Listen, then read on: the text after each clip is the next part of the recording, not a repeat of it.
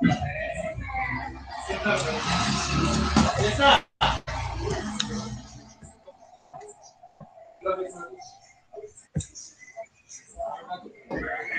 everyone. Our topic for today's presentation is applications of distributed computing system, that's distributed object based systems and the distributed coordination. So our project members are Dhanashri Thomre, Simran Upasni, Sangeet Vidate, Rohit Vishwakarma and Bhumika Vyas, and it is guided by Professor Sujata Suryavanshi. Next slide. So agenda for today's presentation is Introduction to the Distributed System, the distributed object-based system, and the distributed coordination. So next slides will be discussed by my group mates. Hello everyone, I am Dhanashri Tomre and I am going to explain the further part of the project, the introduction to the distributed system. So basically distributed system contain multiple nodes that are physically separate but linked together, and the distributed system also called as a distributed computing, and it is a system with the multiple components that are located on the different machines. Next slide. So the application of the distributed system is currently used in the social network, mobile system, online banking, online gaming, as well as it is also used in e-learning platform, artificial intelligence, and e-commerce. The further part will explain by Bhumika. Thank you. Distributed object based system, so in that the notion of an object plays a key role in establishing distribution transparency.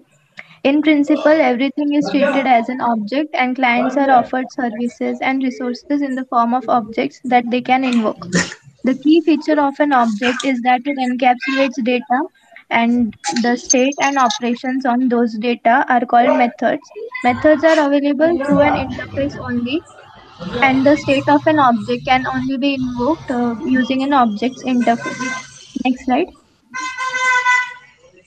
So this is the architecture, general architecture of distributed object-based system.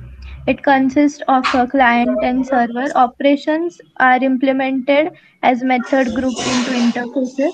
Object offers only its interface to clients. Object server is responsible for collection of objects. Client stub, that is proxy, implements the interface, and server skeleton handles marshalling and object invocation. Next will be explained by my further groups. Thank you. Architecture description. The main method of distributed object communication is the remote method invocation.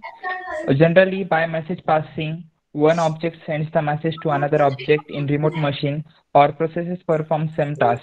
The results are sent back to the calling object. Next slide.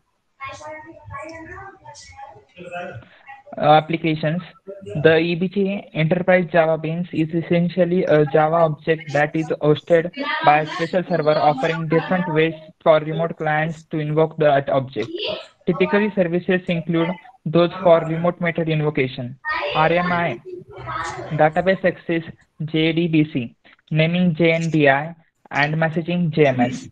Other applications of distributed object systems include object-based messaging, replication frameworks, fault-tolerant Java, and many more. The next slide will be explained by Rohit. Hello friends, the next topic is distributed coordination. It is used to access the coordination in a wireless network that is required for no central authority. Example, we are using a Wi-Fi, so this is also one application of distributed coordination.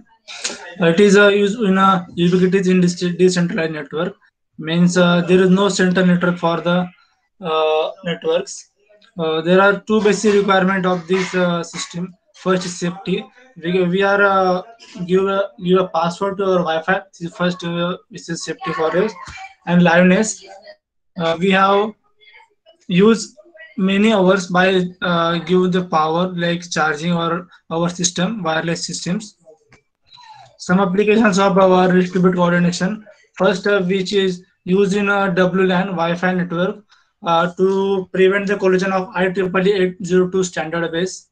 And second, it is mostly used in carrier sense multiple access, in which more access is provided to the system, and it is a factor default setting for the Wi-Fi hardware. Next slide is the present tell by Simran. So I'd like to conclude to our presentation on behalf of my group. So I would like to say that we are using a distributed system to communicate with the overall world from one place. So we were very freely communicating with people, but the backend process is very difficult to understand. And by using the system, we'll easily use any system at any time. And in future, the wireless technology will be very useful to everyone, and wireless technology is easy to use and perform any action on any system, and that's very simple. So thank you so much.